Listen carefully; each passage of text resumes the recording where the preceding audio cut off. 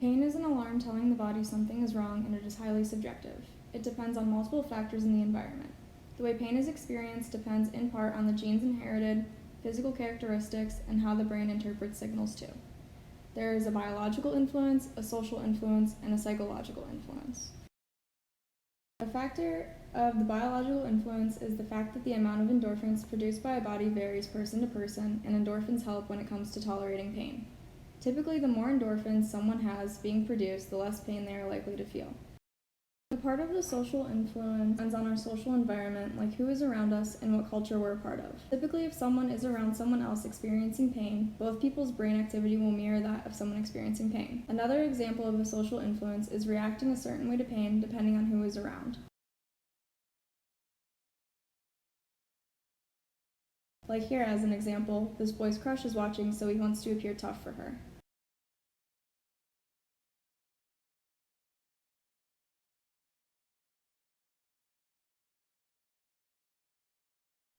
As stated before, pain tolerance varies. To show this theory, we use the reducer-augmenter scale to note the variable differences found throughout 3 separate people.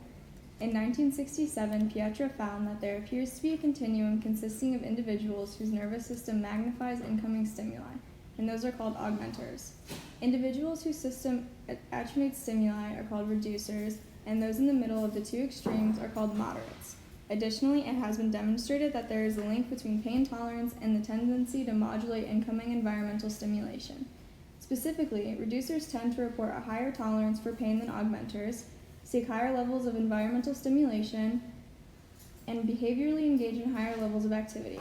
Theoretically, then, reducers and augmenters, the extremes on this individual difference dimension, differ in their preferred levels of arousal.